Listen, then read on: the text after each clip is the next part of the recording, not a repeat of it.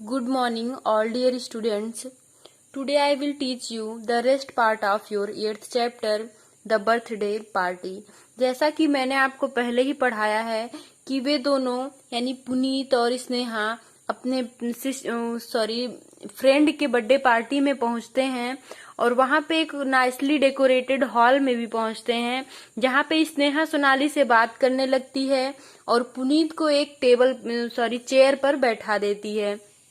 और तभी वो देखता है कि कुछ बच्चे खेल रहे हैं, हंस रहे हैं, लेकिन वो वहीं पे बेचारा बुत बना बैठा रहता है।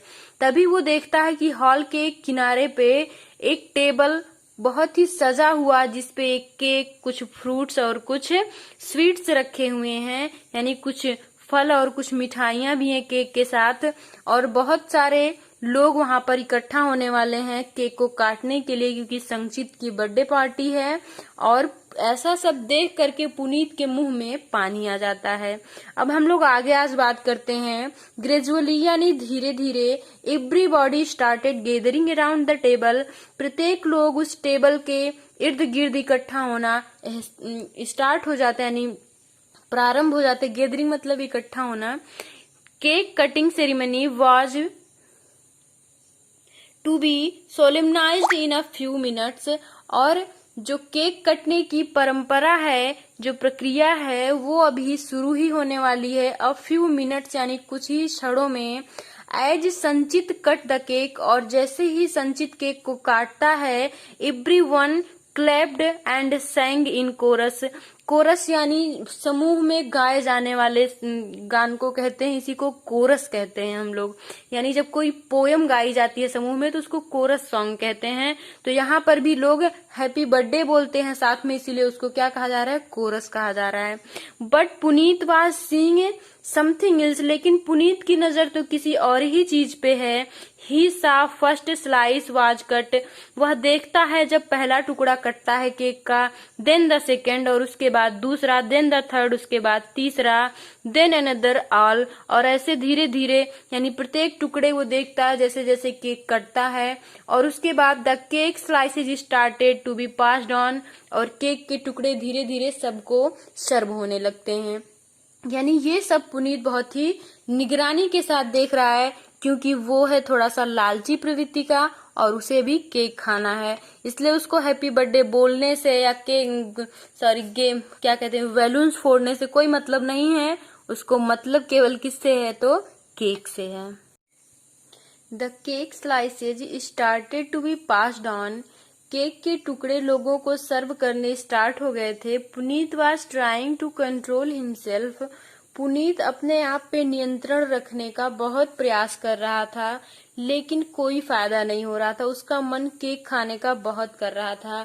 सून a lady approached Puneet with a plate full of cake slices, और शीघ्र ही एक महिला पुनीत के समीप पहुंचती है, एक प्लेट लिए हुए जो केक के टुकड़ों से भरा हुआ है। Puneet looked up standing, Puneet देखता है खड़े हुए। किसको खड़े हुए देखता है? Beside the lady was Sonali, वह उस लेडी के बगल में सोनाली को खड़ा हुआ देखता है। Puneet felt uneasy and remembered his promise, Puneet अपने आप को थोड़ा उसको अच्छा नहीं लगता है, अनईजी महसूस करता है और उसे अपना वादा याद आ जाता है।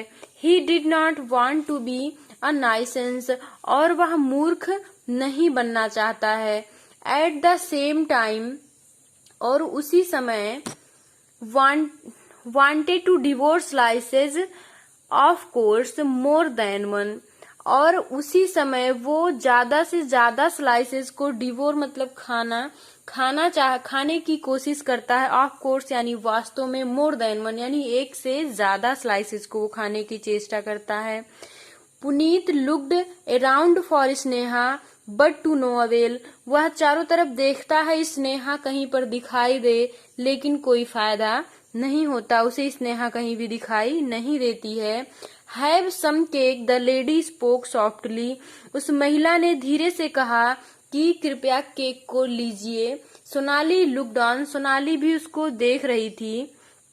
पुनीत्स माउथ वाटर्ड, पुनीत का मुंह पानी से भर गया था, यानी वो ललचा रहा था अभी।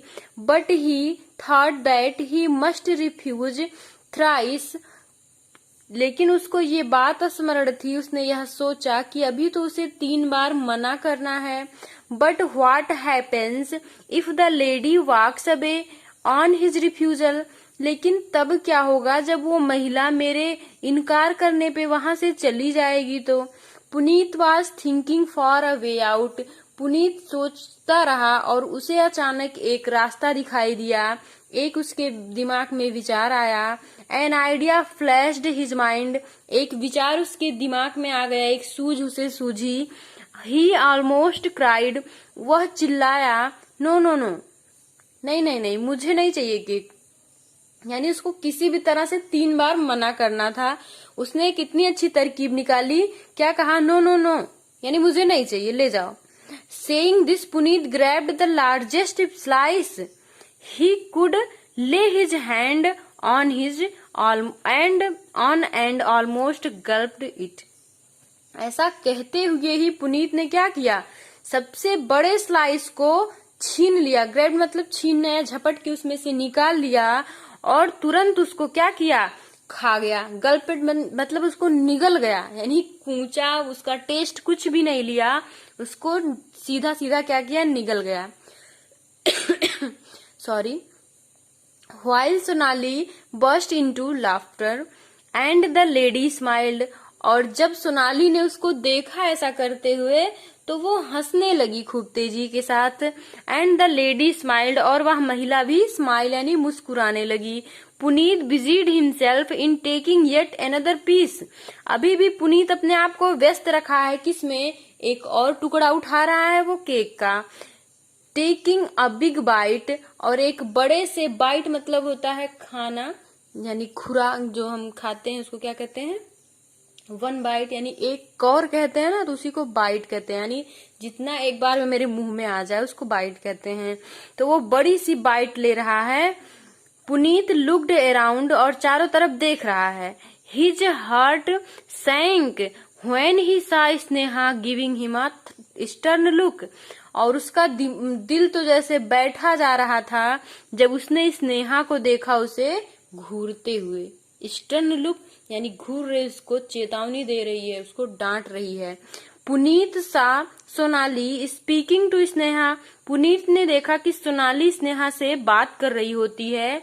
एंड सा हर टू बर्स्टिंग इनटू लाफर, और यह भी देखता है कि वे दोनों क्या करती हैं, बहुत तेजी के साथ हंसने लगती हैं। बर्स्टिंग मतलब फूटना, यानी उनकी हंसी फूट जाती है, यानी वे खूब तेजी से हंसने लगते हैं दोनों। Puneet felt easy and mean while helped himself with yet another slice, और इस तरह से पुनीत अपने आप को क्या करता है, उसका केक का टुकड़ा लेता है और उसी मीन वाइल यानी उसी दौरान, उसी मध्य में वह दूसरा स्लाइस भी उठा करके खा लेता है, यानी केक का और टुकड़ा उठा करके खा लेता है। यानी उसे थोड़ा आराम महसूस होता है और वो जितना उसका मन करता है वो खाता है। आगे देखिए आप लोगों का वर्ड मीनिंग है, इसके बाद क्वेश्चन आंसर जो हम आपको लिख के बताएंगे। तो ये वीडियो आप लोग अच्छे से पढ़िएगा और खूब मजे, खूब इंटरेस्ट लेके पढ़िएगा, क्योंकि बहुत ही अच्छा लेसन है। और प्रायः ये आपके साथ ऐसा जरूर होता होगा, अगर आपके भी छोटे भाई बहन हैं तो, या आप किसी से छोटे हैं तो ये आपको अपने घर पे भी देखने को मिलता होगा। तो यह आप लोगों के बीच की ही बात है, इसलिए ये लेसन आप लोगों को बेहद पसंद आने वाला है। Thank you.